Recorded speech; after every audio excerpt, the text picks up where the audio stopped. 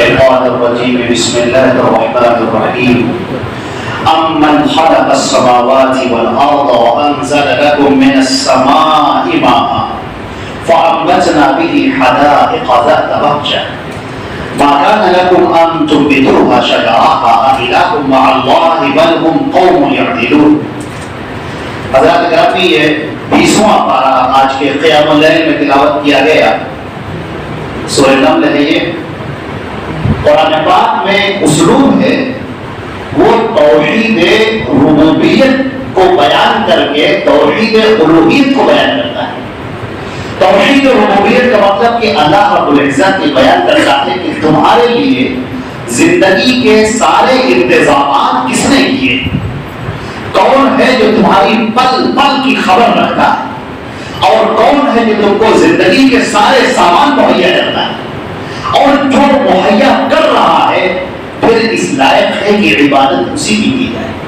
اللہ رب العزت نے یہاں سے سوالات اٹھائے ہیں, بڑا آگے تک چلا گیا. بہت ہی خوبصورت منظر ہے. اللہ رب العزت نے پوچھا ہے کہ ذرا یہ بتاؤ کہ یہ آسمان اور زمین یہ کس نے پیدا کی ہے؟ یہ آسمانوں کی جو خوبصورتی دیکھ رہے ہو, یہ کہکشائیں دیکھ رہے ہو, یہ چاند اور ستارے جو دیکھ رہے ہو, ان کی جو چمک ہے, یہ خوبصورتی کس نے پیدا کی؟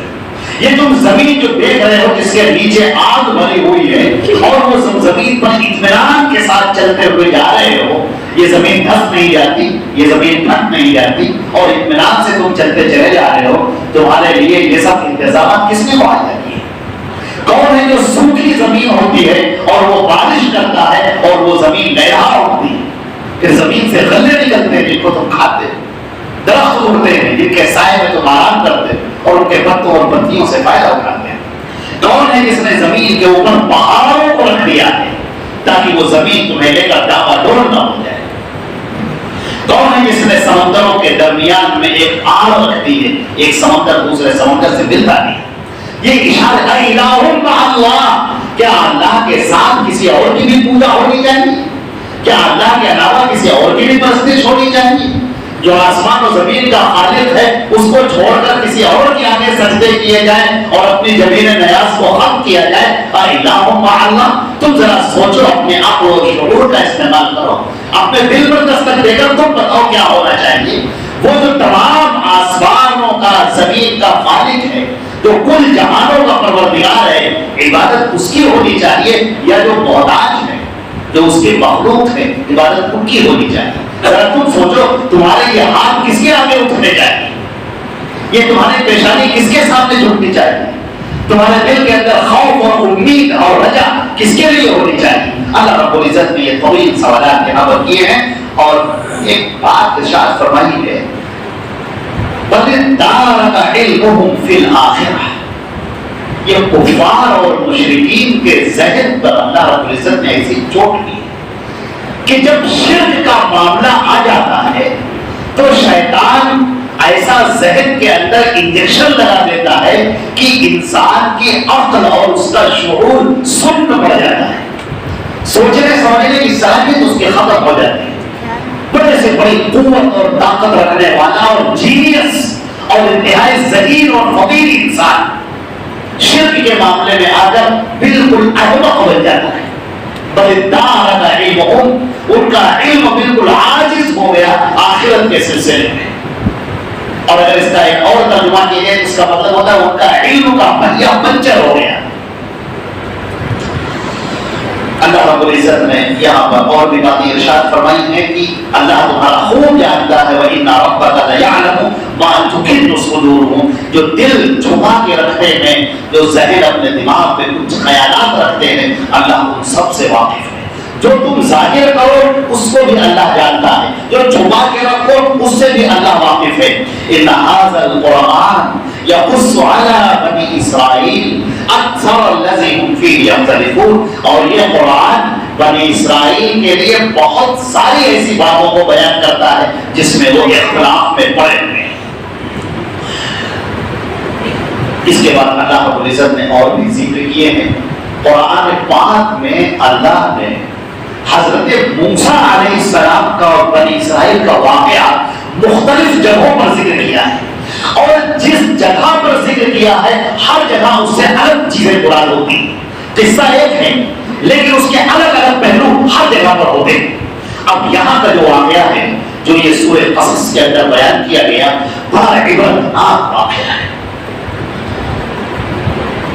حضرت یوسف علیہ السلام جو مصر کے حکمراں بنے اور اللہ کی توحید اور دعوت کا انہوں نے فریضہ انجام دیا اور ان کی محنت سے اور کوششوں سے اور اللہ کے فضل و کرم سے نبی کی یہ محنت رنگ لائی اور بنی اسرائیل وہاں پر آباد ہوئے اور اکثر لوگ اللہ رب العزت کی عبادت کرنے والے متقی اور پرہیزگار بننے والے ہوتے ہیں. اب بنی اسرائیل جو حضرت یوسف علیہ السلام کی نسل ہے وہ مصر میں سہولت پذیر ہو گئی. لوگوں نے ان کو ہاتھوں ہاتھ لیا. وہاں کے جو مشرکین اور کفار تھے جو قبطین ہیں جن کا اصل قبطی ہے ان لوگوں نے ان کو ہاتھوں ہاتھ لیا. مگر ایک طویل زمانے تک یہ لوگ اپنی توحید پر قائم رہے اور اس کے بعد ان کی جڑیں سوکھنا شروع ہو گئی. جب کوئی درخت اس کی جڑیں سوکھ جاتی ہیں تو پھر وہ مرجھانا شروع کر دیتا ہے, لہلانا بند کر دیتا ہے, اس سے پھل پکنے بند ہو جاتے ہیں. بنی اسرائیل جو ان مشرکوں اور کفار کے بیچ میں رہ رہے تھے, تھوڑی تعداد تھی ان کی, ان کے درمیان میں وہ رہ رہے تھے. جب تک وہ اپنا پھل لٹاتے رہے لوگوں نے ان کو سینے سے لگا کے رکھا, ان کا عزت کیا, ان کا احترام کیا, اپنے سر پر بٹھایا. لیکن اس کے بعد ان کی جڑیں سوکھنی شروع ہو گئی. یہ جڑوں کا سوکھنا کیا ہے عزیزان گرامی؟ جو جڑوں کا سوکھنا ہوتا ہے اس کی شروعات یہ ہوتی ہے کہ پھر ان کو کفر کا ماحول اچھا لگنے لگا, شرک کا ماحول اچھا لگنے لگا, اپنی تاریخ بھول گئے. وہ کیا تھے, کیسے یہاں پر آئے, کس بنیاد پر اللہ نے ان کو فضیلت دی, وہ سب بھول گئے.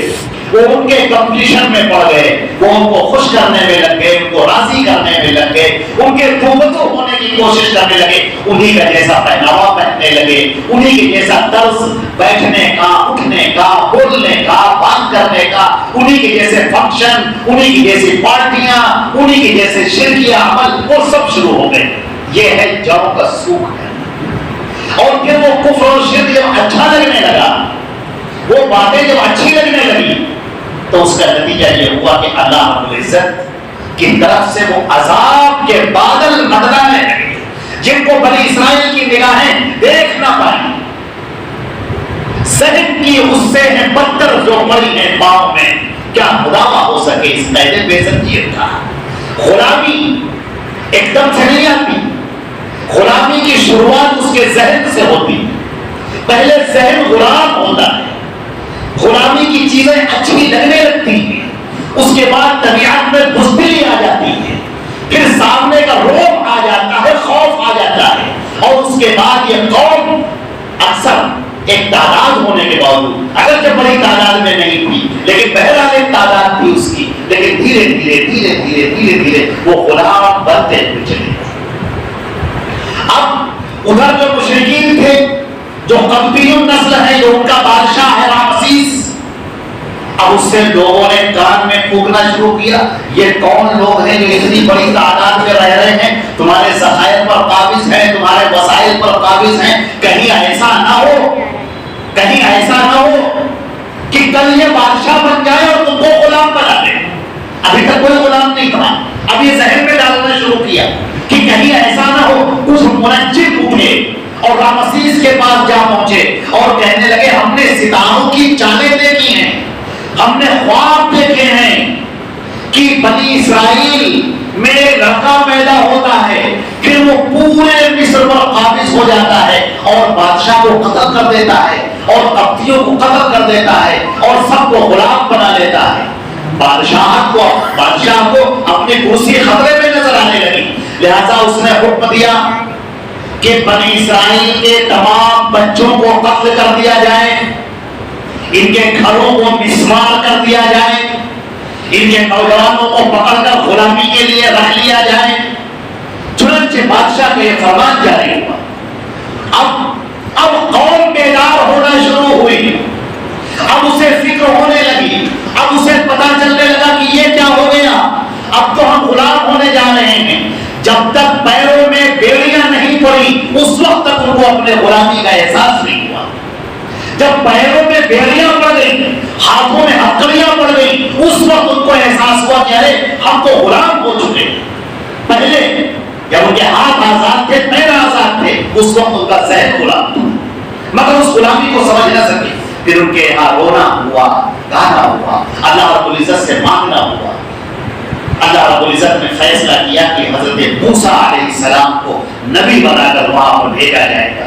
اور ادھر اب دیکھیے اللہ کی حکمت، اللہ تعالیٰ یہ دکھانا چاہتا ہے کہ حالات کتنے ہی سنگین کیوں نہ ہو جائیں، تلواریں تمہارے سروں پر لٹک رہی ہوں، لیکن اللہ جب انتظام کرتا ہے تو ان اسباب اور وسائل کو کنارے کر دیتا ہے۔ اس کی قدرت کی جلوہ ہوتی ہے۔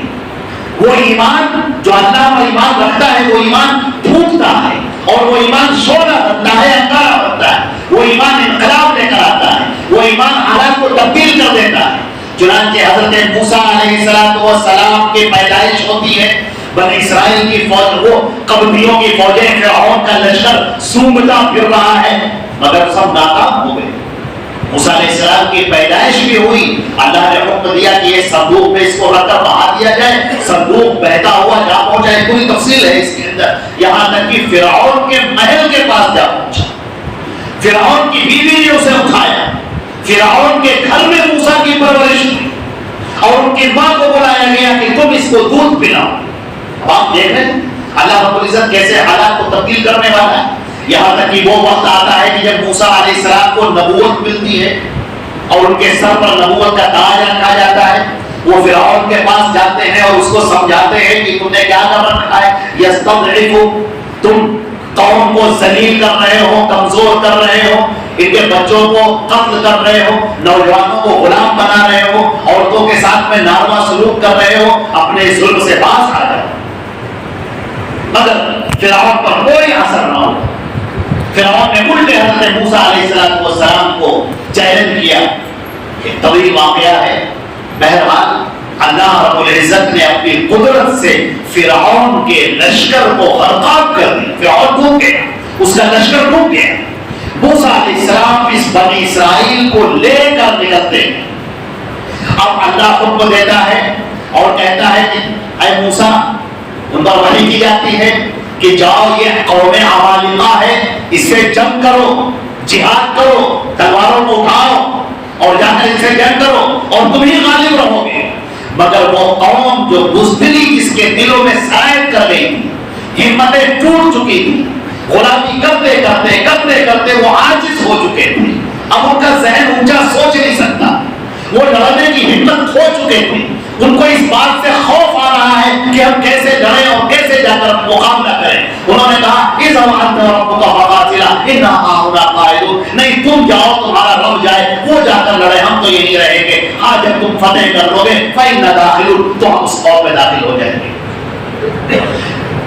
حضرت موسیٰ ان کو جہاد کے فضائل سنا رہے ہیں، ان کی باتیں سنا رہے ہیں کہ ہوش میں آؤ، تم سوچو تو اللہ کا فرمان ہے۔